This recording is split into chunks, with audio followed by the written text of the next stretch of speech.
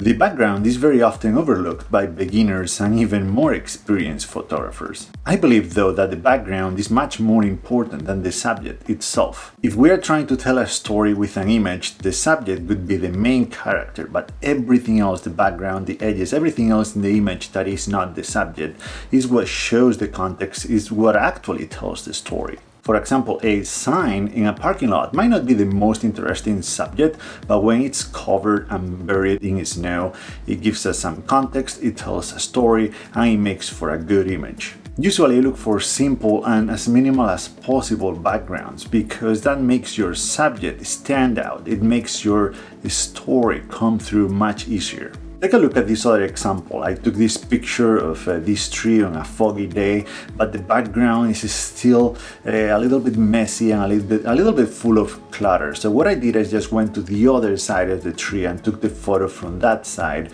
and this is what I got. As you can see, there is nothing on the background now. We have a path that leads to nowhere. It creates mystery. It makes the tree stand out more, and it tells a much more compelling story than from the other side. This is the importance. This is what I mean when I say that the background is much more important than the subject. Today I wanted to share with you some ways, tips or ideas to create more minimal backgrounds in your images.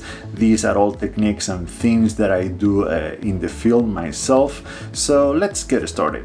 The first one is an obvious one. It's something that we should be doing every time we encounter an interesting subject, and is to move. Not only we might be able to find more interesting angles, we should get closer, we should get farther away, try different lenses. If we have a zoom lens, just try different focal lengths. But also because, as I just showed in the previous example of the trees, depending on where we take the photo from, we might be able to simplify that background. If you shoot street photography, just move to the curb side of the sidewalk and shoot against the walls. That simplifies the background against, shooting against the street where you have all the cars and much more clutter and mess. This brings us to the second idea. Try different angles. For example, use a wide angle lens and get low to the ground and point your camera up to capture the subject from there. This is what I did in this image. You can see the two trees, and you couldn't be able to tell just from this image, but the background was very busy and was very messy.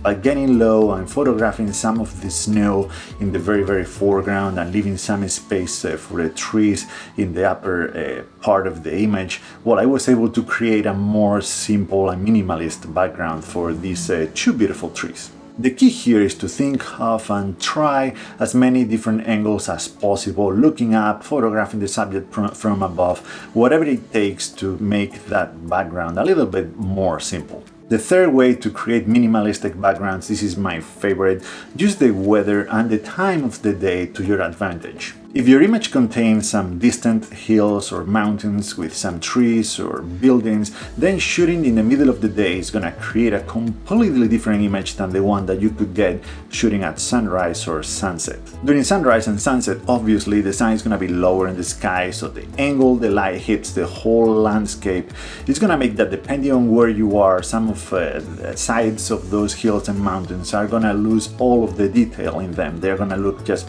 pretty much black, and that's gonna make your background for your image much simpler and much easier for the subject that you're trying to capture. I have a few examples that I'm gonna show you.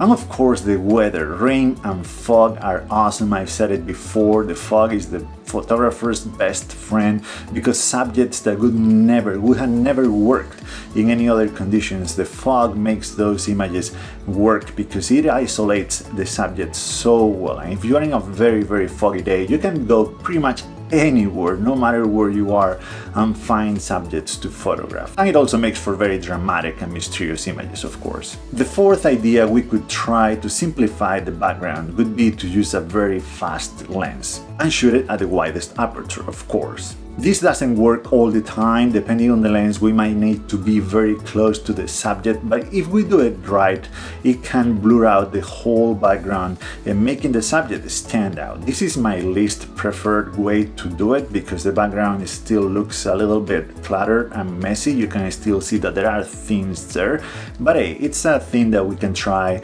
in the field if we don't have the chance to go there when it's foggy or when during sunrise or anything like that. So it's just another tool to keep in mind. The fifth one is to use a backdrop. This is ideal for still life and portrait photography. I have a video where I made some still life photography with the Bronica. You can check it out around there. I used a white backdrop to completely remove the background and focus the attention, the viewer's attention on the object that I was photographing. I actually thought about buying a huge backdrop and bringing it with me to locations and place it behind trees to completely remove the background as well, but I would need help and it's probably just a crazy idea, right? Alright, the sixth and last idea I wanted to share with you today is another of my favorites, and is to use a long exposure. I've talked about this before, about the things that you can do with long exposures. For example, you can smooth out the water. If you go a little bit longer, and we are talking about several minutes here, you can make some clouds disappear if they are moving fast enough. If not, you have to go even longer than that. You can make traffic disappear. For example, this image of the St. John's Bridge in Portland is a very good example of two techniques or two ideas that I mentioned today that I'm using here. The first is the weather. The fog is removing all the background, all the buildings and mountains that you can see the background. And the second one is a long exposure, so that way I could almost remove the traffic. You can still see the headlights and the rear lights, but I mean, you don't see the actual car, simplifying the whole thing so much more. These were the 6 ideas I wanted to share with you. These are things that I do. I actually practice them all the time to create more simple and minimalistic backgrounds. If anything, next time you're taking a photo of something that you think is really interesting, think about the background and the edges first and then focus on your subject, because there is always a risk that you believe that you've made a great image because the subject was very interesting, but you get to your computer, load the image in there,